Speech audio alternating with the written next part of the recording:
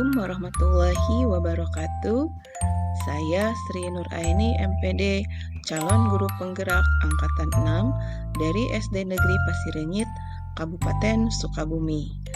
Dengan fasilitator Ibu Valentina Purwasari SM dan pengajar praktik Ibu Siti Julaiha.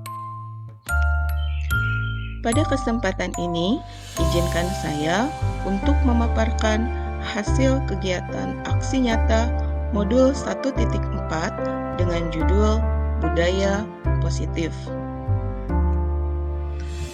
Adapun aksi nyata yang saya laksanakan terdiri dari 3 kegiatan, yaitu pertama, pembuatan keyakinan kelas, kedua, penerapan segitiga restitusi, dan yang ketiga adalah pengimbasan atau diseminasi budaya positif kepada rekan sejawat di SD Negeri Pasirengit.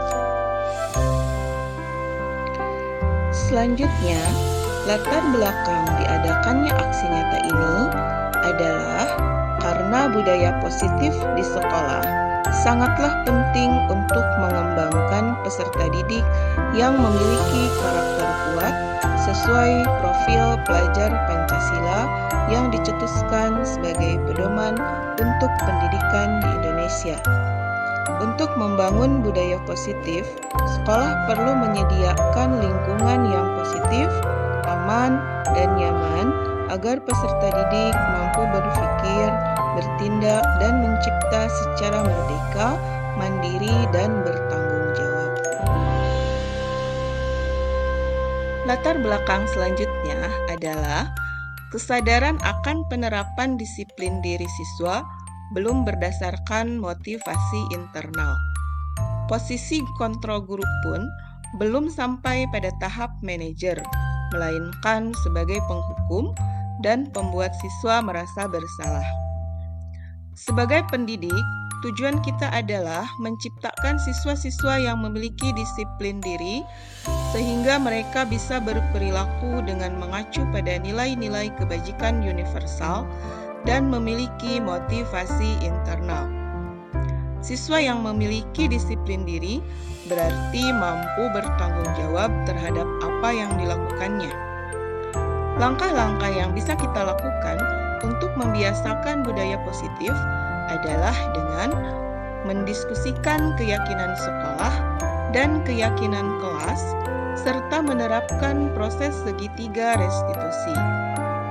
Dengan mengikuti langkah-langkah restitusi, guru bisa membimbing siswa untuk mengidentifikasi kebutuhan mereka, menyadari kesalahan, dan mencari sendiri solusi yang nyaman. Tujuan dilaksanakannya aksi nyata budaya positif antara lain: yang pertama, terwujudnya visi sekolah melalui penerapan budaya positif. Kedua, menguatkan peran sebagai guru penggerak melalui penerapan restitusi dan posisi kontrol sebagai manajer. Dan yang ketiga, terbentuknya karakter disiplin yang kuat, menumbuhkan dan membiasakan budaya positif dengan keyakinan kelas. Lini masa kegiatan aksi nyata saya terdiri dari 1. Membuat perencanaan aksi nyata dan mengkomunikasikannya kepada kepala sekolah. 2. Melakukan kegiatan pembentukan keyakinan kelas.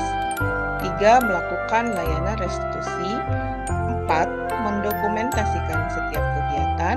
Dan yang terakhir adalah mengimbaskan materi budaya positif dan mengkomunikasikan tindakan aksi nyata kepada rekan sejawat. Berikut adalah hasil dokumentasi kegiatan aksi nyata yang saya lakukan. Selamat menyaksikan.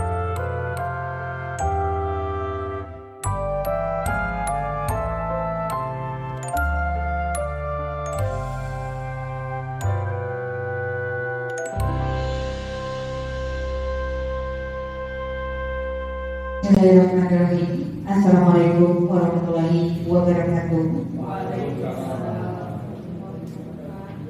Alhamdulillahilladzi wa bihi nasta'inu ala umuri dunya wa din wa ala alihi wa sahbihi ajma'in. membantu.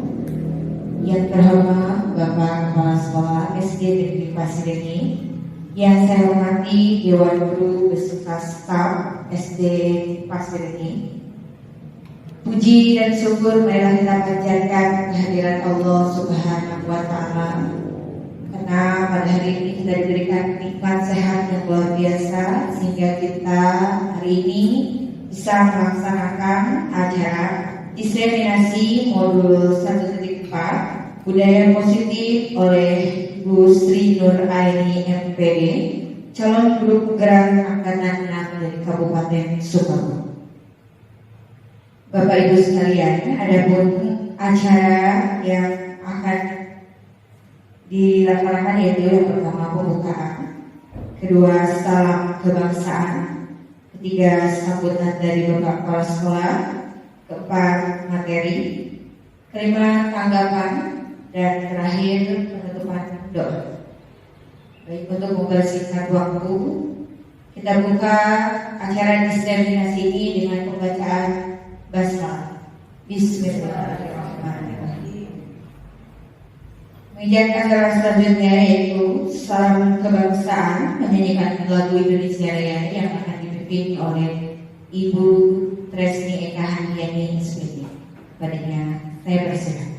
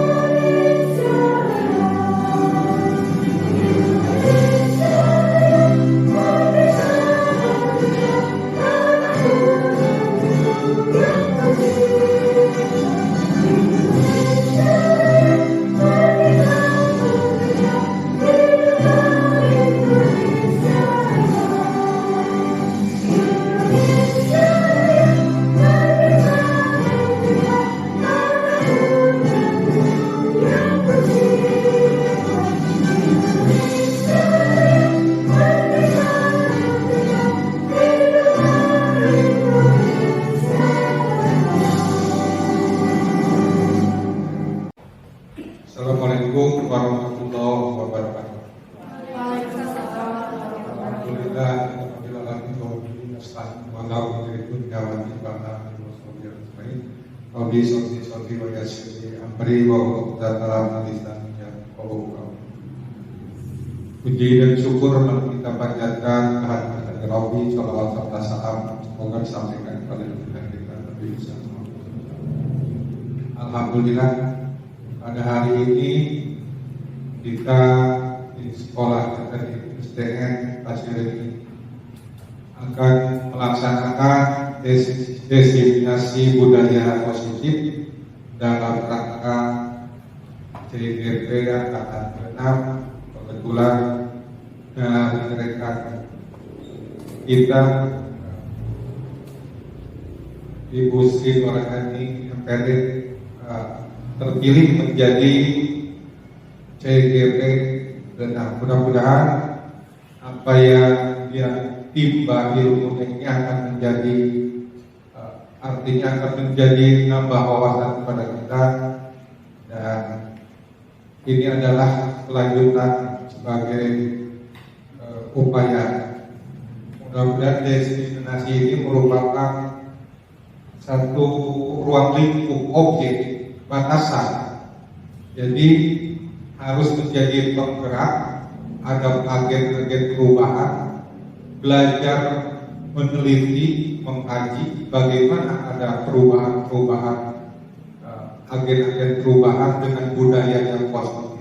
Jadi budaya kebiasaan dari 2 atau 3 orang, tapi yang positif. Mudah-mudahan di sekolah kita ini bisa dilaksanakan dan akan menjadi titik tolak ukur apa yang diharapkan oleh Dinas Pendidikan dengan pendidikan nasional ini. Sekali lagi, pada dasarnya kami selaku pimpinan sekolah sangat mendukung dengan program ini. Mudah-mudahan rekan-rekan yang lain bisa memasuki atau bisa mengikuti atau bisa menjadi anggota-anggota TGP yang lain. Mungkin itu yang saya dapat sampaikan. Sangat mendukung sekali dengan program Wabillahi Taufiq wal Hidayah. Wassalamualaikum warahmatullahi wabarakatuh. Bismillahirrahmanirrahim. Assalamualaikum warahmatullahi wabarakatuh. Yang terhormat Bapak Kepala Sekolah SD Negeri Pasirenit beserta Dewan Guru dan Staf SDN Pasirenit yang saya banggakan. Pertama-tama marilah kita panjatkan puji dan syukur kehadirat Allah Subhanahu wa Ta'ala karena pada hari ini, hari Rabu tanggal 16 November 2022, alhamdulillah kita bisa melaksanakan diseminasi modul 1.4 dengan materi budaya positif dalam rangka aksi nyata modul 1.4 pendidikan di Program Angkatan 6 Kabupaten Sukabumi. Saya ucapkan terima kasih kepada Ibu Moderator yang sudah memberikan waktunya kepada saya, Ibu Dewi Akbada. Kemudian kalau saya ucapkan terima kasih kepada teman-teman guru hebat, guru SD Negeri Pasirenit yang sudah meluangkan waktunya agar saya bisa menyampaikan materi budaya positif ini kepada sejawat sekolah. Baiklah teman-teman, mari kita ikuti sama-sama materi yang akan saya sampaikan dengan judul budaya positif. Sebelum kita masuk kepada materi, saya ucapkan selamat datang kepada para guru hebat, Bapak Ibu guru hebat. Mari kita sama-sama belajar, berkolaborasi, saling mendukung demi kemajuan disiplin positif di sekolah kita tercinta ini. Nah, di sini di dalam modul budaya positif ini ada 7 konsep yang akan kita pelajari pada hari ini. Yang pertama adalah perubahan paradigma belajar. Kemudian yang kedua adalah disiplin positif. Selanjutnya kebutuhan dasar manusia, motivasi perilaku manusia, posisi kontrol restitusi, keyakinan kelas, dan segitiga restitusi. Itu adalah 7 poin yang akan kita pelajari hari ini. Nah, kita mulai dengan pembelajaran dengan paradigma baru. Nah, di sini yang dimaksud dengan pembelajaran dengan paradigma baru adalah pembelajaran yang dirancang berdasarkan prinsip pembelajaran yang terdiferensiasi sehingga setiap murid bisa belajar sesuai dengan kebutuhan dari setiap tahap perkembangan untuk mewujudkan profil pelajar Pancasila. Nah, di sini disiplin positif ada beberapa definisi terkait dengan disiplin positif. Mungkin kita kalau berbicara tentang disiplin positif sudah tidak asing lagi ya teman-teman. Apalagi kalau di sini saya memperhatikan sekolah kita itu sudah sebagian besar melaksanakan disiplin positif ya. Di antaranya kita itu kan sudah melaksanakan kebiasaan akhlak mulia. Kemudian kita juga sebagai guru di SDN Pasirenit itu sudah memberikan teladan atau contoh kepada siswa-siswi kita itu dengan disiplin berpakaian tentunya, kemudian dengan disiplin waktu, kemudian dengan disiplin tanggung jawab dan sebagainya yang sudah kita laksanakan sehari-hari. Namun siswa-siswi kita tentu saja mereka itu belum sepenuhnya melaksanakan disiplin ini. Nah, mari sama-sama kita menerapkan kepada siswa-siswi kita bagaimana mereka itu berdisiplin tanpa paksaan dari kita sebagai guru. Tetapi mereka disiplin itu memang mereka mempunyai keinginan atau motivasi dalam diri mereka. Nah, seperti kita ketahui di sini, disiplin positif itu ada beberapa definisi. Nah, ini saya hanya merangkum beberapa saja. Nah, di sini dalam budaya kita, makna disiplin dimaknai sesuatu yang dilakukan seseorang pada orang lain untuk mendapatkan kepatuhan. Nah, kita cenderung menghubungkan kata disiplin dengan ketidaknyamanan. Ya, di sini menurut Ki Hajar Dewantara, disiplin positif itu adalah Ki Hajar Dewantara menyatakan bahwa untuk mewujudkan murid yang merdeka, murid harus memiliki disiplin yang kuat yang berasal dari dirinya ataupun berasal dari luar dirinya. Nah, selanjutnya, disiplin positif merupakan salah satu cara penerapan disiplin yang bertujuan untuk menumbuhkan kesadaran serta memberdayakan anak untuk melakukan sesuatu tanpa sogokan, ancaman maupun hukuman. Gitu ya, teman-teman. Selanjutnya, sebagai pendidik, tujuan kita adalah menciptakan anak-anak yang memiliki disiplin diri, sehingga mereka bisa berperilaku dengan mengacu pada nilai-nilai kebajikan universal dan memiliki motivasi intrinsik, bukan ekstrinsik. Nah, seperti kita ketahui kebutuhan manusia, ini ada 5 kebutuhan dasar manusia. Ini yang pertama adalah bertahan hidup atau survival, kemudian kasih sayang dan rasa diterima atau love and belonging, kemudian penguasaan atau power, kebebasan atau freedom, kemudian kesenangan atau fun. Nah, ini adalah kebutuhan yang ada pada diri kita yang memang sudah diberikan oleh Allah itu sejak kita lahir. Jadi ini adalah kodrat sebagai manusia. Kita ambil contoh murid-murid kita. Ketika murid-murid kita di kelas, mungkin mereka itu mengganggu temannya. Misal ketika belajar, mengganggu temannya. Menurut dia itu ketika mengganggu temannya, dia merasa senang. Nah, berarti di situ ada dorongan kesenangan ketika anak tersebut mengganggu temannya. Nah, ini adalah kebutuhan yang memang ada dalam diri kita sebagai manusia, ini tidak bisa dipungkiri. Jadi ketika seseorang berbuat jahat pun itu adalah berdasarkan kebutuhan yang ada pada diri manusia. Nah, terutama kita sebagai guru tentunya harus bisa mengidentifikasikan apa saja perilaku siswa-siswi kita yang sudah mereka lakukan, baik itu kesalahan ataupun kebaikan, bila dilihat dari kebutuhan dasar manusia tersebut. Selanjutnya, atau mungkin kalau di kelas bawah itu, kalau siswa bisa mengerjakan atau bisa menjawab, biasanya gurunya masih permen misalnya. Nah, ada anak tuh yang sering ke depan misalkan, dia terus saja bolak-balik ke depan. Padahal di dalam hatinya supaya dikasih permen atau dikasih coklat, itu berarti masih motivasi ekstrinsik juga ya. Jadi murid melakukan disiplin diri karena ia ingin mendapatkan imbalan.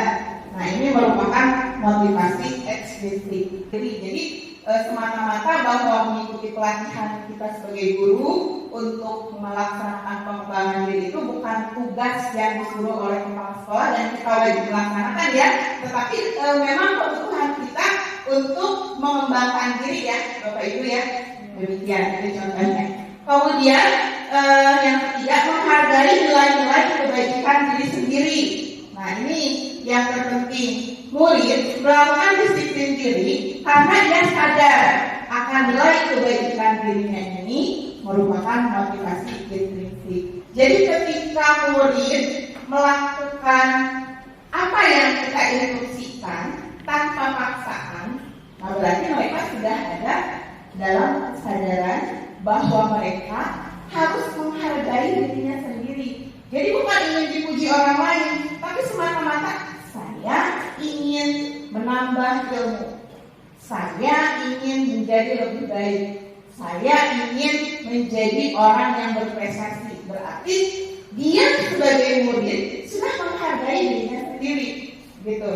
Misalkan kita juga tanpa instruksi dari atasan, hari Senin kita memakai baju sesuai jadwal, hari Rabu kita pakai baju sesuai jadwal, dan selanjutnya.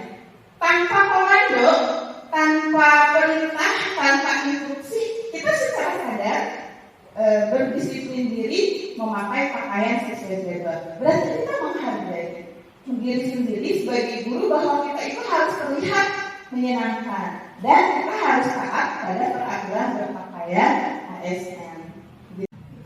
Selanjutnya, di sini kita bandingkan antara konsep disiplin dengan identitas gagal.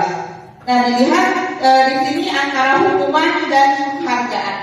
Nah, ketika kita memberikan hukuman kepada murid, ini yang akan mereka rasakan, ya teman-teman. Mereka akan merasa tersakiti perasaannya, kemudian merasa tidak nyaman, kemudian mereka akan merasa takut, kemudian memaksa. Kita memaksa mereka merasa terpaksa. Kemudian murid menyembunyikan kesalahan, jadi mereka itu semakin tidak jujur ketika mereka dihukum, karena dia ingin tampil sebaik mungkin di depan gurunya, karena ingin menghindari hukuman. Nah, yang terakhir adalah murid menjadi rendah diri. Murid itu kan semua sama seperti orang dewasa, ya. Mereka punya perasaan, mereka punya rasa malu. Jadi ketika murid berbuat salah, alangkah lebih baik kita menegurnya itu jangan di depan temannya, gitu. Karena mereka akan merasa bahwa dirinya itu paling buruk di antara teman-temannya, gitu ya. Kemudian penghargaan. Nah, ini yang sering kita lakukan. Awalnya kan kita beranggapan ketika kita memberikan penghargaan atau reward kepada peserta didik, mereka akan termotivasi. Tapi ternyata itu adalah motivasi jangka pendek, Bapak Ibu. Jadi ketika kita memberikan penghargaan, kemudian anak tersebut bersemangat dan kita stop atau kita lupa tidak memberikan penghargaan, maka mereka akan kecewa atau mengharap penghargaan dari kita, walaupun itu hanya berbentuk permen misalkan. Kemudian di sini penghargaan itu kalau menurut pembelajaran paradigma baru sekarang, penghargaan itu katanya sudah tidak efektif, gitu ya. Kemudian penghargaan bisa merusak hubungan atau sifat diri. Ini bagaimana terjadi? Ini bisa terjadi di dalam lingkungan kelas atau dengan rekan sejawat, di antara kita di lingkungan kerja. Ketika kita semua harus beranggapan bahwa semua murid kita, semua putra-putri kita adalah istimewa. Mereka istimewa dengan bakat dan minat yang mereka miliki. Jadi, mari kita sama-sama coba implementasikan kepada siswa-siswi kita. Mulai sekarang perlahan-lahan kita hapuskan sistem ranking, karena kita menuju implementasi kurikulum merdeka itu sudah tidak ada sistem ranking dan tidak ada KM, ya. Jadi semua anak dianggap istimewa dengan tahapan perkembangan mereka, seperti itu. Baiklah Bapak Ibu, demikian materi yang sudah saya sampaikan. Jadi kita sebagai guru diharapkan bisa menerapkan disiplin positif, budaya positif, kemudian segitiga restitusi di dalam kelas kita. Nah, ketika kelas kita semua sudah melaksanakan segitiga restitusi, diharapkan keyakinan itu akan muncul di dalam setiap anak di sekolah kita, sehingga yang awalnya keyakinan kelas menjadi keyakinan sekolah. Setelah keyakinan sekolah dilaksanakan oleh semua warga sekolah, akan menjadi budaya positif sekolah kita, begitu ya Bapak Ibu. Jadi itu adalah paparan terkait dengan paparan materi yang sudah saya sampaikan terkait dengan budaya positif. Di sini kita ingin membuat kemajuan perlahan, sedikit-sedikit ubahlah sikap atau atau perilaku kita. Namun, bila kita ingin memperbaiki cara-cara utama kita, maka kita perlu mengubah kerangka acuan kita. Ubahlah bagaimana Anda melihat dunia, bagaimana Anda berpikir tentang manusia. Ubahlah paradigma Anda, skema pemahaman dan penjelasan aspek-aspek tertentu dengan realitas. Jadi harapannya setelah ini yuk mari sama-sama kita tanamkan dalam diri kita budaya positif dalam diri kita masing-masing, supaya kita semua warga sekolah bisa menanamkan budaya positif ini kepada peserta didik kita. Terakhir saya tutup, disiplin adalah jembatan antara cita-cita dan pencapaiannya. Jim Rohan. Bapak Ibu, terima kasih banyak atas perhatiannya, atas waktu yang sudah Bapak Ibu korbankan untuk kita sama-sama belajar bagaimana menanamkan budaya positif di sekolah. Saya ucapkan banyak-banyak terima kasih. Mudah-mudahan apa yang sudah saya sampaikan ini bermanfaat bagi Bapak Ibu. Tentunya banyak sekali kesalahan-kesalahan yang sudah saya sampaikan. Saya mohon maaf yang sebesar-besarnya. Sebelum saya tutup, wabillahi taufiq wal hidayah. Wassalamualaikum warahmatullahi wabarakatuh. Saya kembalikan kepada Bapak Gubernur. Terima kasih. Assalamualaikum warahmatullahi wabarakatuh. Saya sebagai Kepala Sekolah SDN Pasirengit telah mengikuti diseminasi budaya positif oleh rekan guru Sri Nuraini MPD sebagai calon guru penggerak angkatan ke-6. Ternyata diseminasi budaya positif sangatlah diharapkan. Dengan adanya budaya positif di sekolah kami akan terjalin keharmonisan, kerukunan bagi siswa dan guru karena tidak ada jenjang. Ketika ada budaya ini sangat menjadi antusias atau motivasi menumbuh kembangkan budaya-budaya positif sehingga anak ada kebersamaan, keharmonisan. Mudah-mudahan diseminasi budaya positif ini bisa diterapkan dan bisa berhasil dengan tujuan pelajar Pancasila. Mungkin yang dapat sampaikan seperti itu. Wabillahi taufiq wal hidayah. Wassalamualaikum warahmatullahi wabarakatuh. Warahmatullahi wabarakatuh. Saya Astia Kotami, guru kelas 6 SD Negeri Pasirengit. Setelah mengikuti diseminasi budaya positif yang disampaikan oleh Ibu Sri Nuraini MPD, saya menjadi lebih tahu bagaimana guru harus menerapkan segitiga restitusi di lingkungan sekolah. Sehingga ketika guru menemukan permasalahan pada siswa, siswa merasa nyaman dan menjadi pribadi yang lebih kuat ketika siswa tersebut kembali kepada kelompoknya. Wassalamualaikum warahmatullahi wabarakatuh.